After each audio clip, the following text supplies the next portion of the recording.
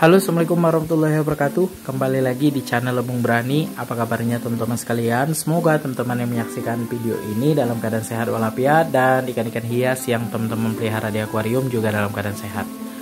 Baik teman-teman, di video kali ini saya coba menjawab pertanyaan dari salah satu teman kita, penghobi ikan hias Mas Koki, yang bertanya tentang apakah lebih baik melubangi kaca akuarium atau menggunakan box overflow untuk menghubungkan air dari akuarium ke subfilter. Jadi pertanyaan ini cukup menarik, saya bahas. Saya coba akan jawab berdasarkan pengalaman dan pengamatan saya tentang perawatan akuarium dan ikan hias yang saya pelihara ya. Jadi teman-teman, antara melubangi kaca akuarium dengan menggunakan box overflow sebenarnya sama-sama bagus ya teman-teman ya. Nah, tapi di sini ada kelebihan, tentu ada kekurangannya. Kalau misalnya kita melubangi kaca, tentu saja kemudahannya lebih banyak. Kemudahannya yaitu ya tampilan akuarium kita lebih simple ya, karena tidak ada pemipaan ya, kecuali kalau mushroom ya. Pemipaan tidak ada, pengaturannya lebih mudah. Kalau sudah terpasang, kemudian untuk luber itu kemungkinan agak sulit kalau misalnya kita sudah pasang ataupun melubangi kaca. Itu saja teman-teman. Kemudian kalau menggunakan box overflow, ini kan yang terbuat dari PVC yang paling banyak digunakan. Box overflow ini kan diciptakan untuk akuarium yang belum dilubangi kaca atau terlanjur beli akuarium yang tidak dilubangi kacanya, mau pakai subfilter. Jadi solusinya pakai box overflow.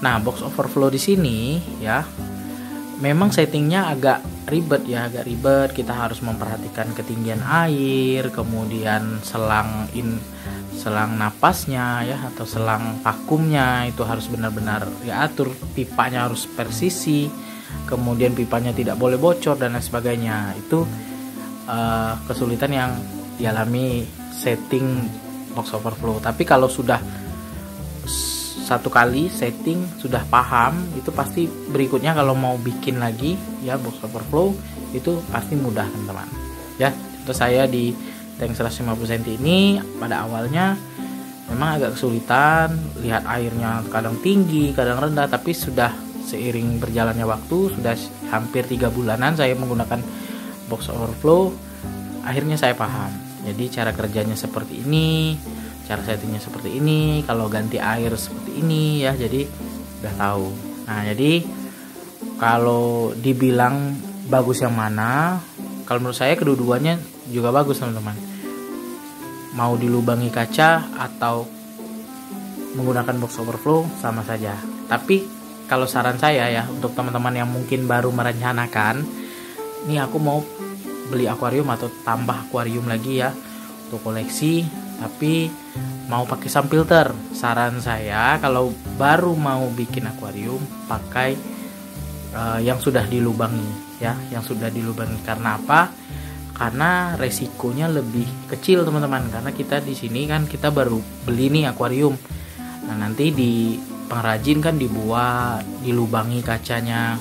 Nah, risikonya lebih kecil, karena kalau terjadi retak pada lantai akuarium ya, itu si pengrajin yang menanggung ya resikonya.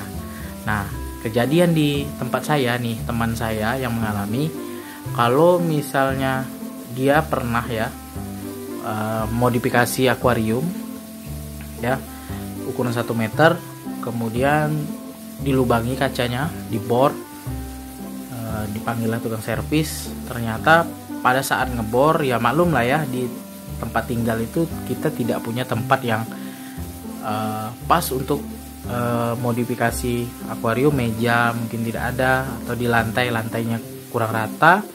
Jadi pas dibor ternyata lantai akuariumnya pecah.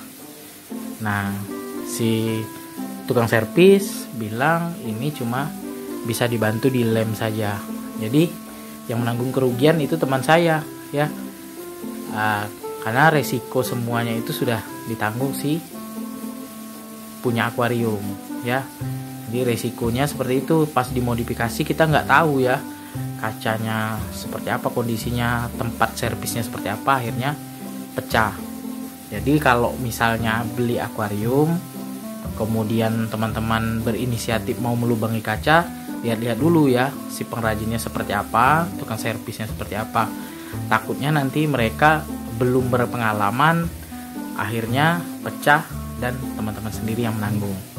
Saran saya kalau beli baru ya dilubangi saja kacanya di filter.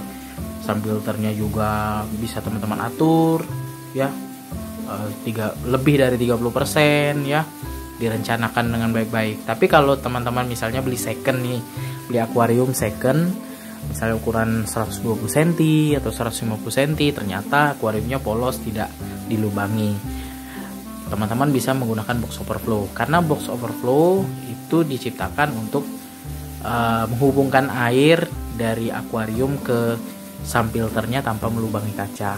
Teman-teman silakan pelajari dulu, kalau misalnya belum paham pelajari dulu ya bagaimana mengatur ketinggian air, kemudian bagaimana settingan awal, pemipaannya seperti apa. Dan teman-teman bisa simak juga video-video yang saya buat, mungkin sedikit nambah wawasan teman-teman sekalian tentang box overflow ya. Nah, seperti akuarium yang saya miliki ini ya, 150 cm ini dan 1 meter, saya menggunakan box overflow karena yang pertama tadi ya, kalau misalnya dibor mengalami pecah, itu resikonya saya sendiri yang nanggung. Kemudian yang kedua, biayanya lebih mahal daripada saya menggunakan box overflow. Jadi biaya untuk melubangi kaca, ngelem bikin kotak yang di ujung pinggir itu teman-teman ya, itu dipinta si pengrajin ya sekitar 300.000. Jumlahnya yang lumayan mahal teman-teman. Kemudian kalau saya menggunakan box overflow, harga box overflow-nya cuma 120.000. Kemudian pemipaan ya habislah mungkin sekitar 250 lah ya ke pemipaan sama box overflow-nya. Nah, kalau dilubangi kaca sudah 300.000, belum lagi pemipaan dan lain sebagainya, lebih mahal. Kemudian juga untuk melubangi kaca tentu akuarium ini akan diangkat, dipindahkan. Nah itu yang bikin saya ragu ya teman-teman, karena sini saya tidak ada yang bantu untuk angkat akuarium seberat ini ya, ukuran 150 cm, tebal 10 mili, ini mungkin ya sekitar 4-5 orang lah untuk angkatnya. Mungkin kalau yang berpengalaman ya bisa lah 2 orang, tapi kalau saya perhatikan memang lebih dari 2 orang teman-teman untuk angkatnya. Nah itu tadi ya jawaban dari saya. Kalau misalnya kita dari awal merencanakan bikin akuarium, sebaiknya kita lubangi kaca saja, settingnya lebih mudah ya, lebih rapi. Tapi kalau teman-teman beli second, akuariumnya belum dilubangi kaca, silakan opsinya 2, boleh mau lubangi, tapi dengan catatan carilah pengrajin yang bertanggung jawab. Kemudian yang kedua opsinya bisa teman-teman menggunakan box overflow ya.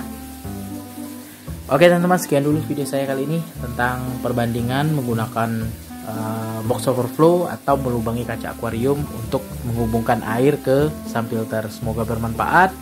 Jangan lupa dukung terus channel Lebung Berani dengan cara subscribe, like, komen, serta share videonya agar channel Lebung Berani makin berkembang dan terus menginspirasi teman-teman penghobi ikan hias.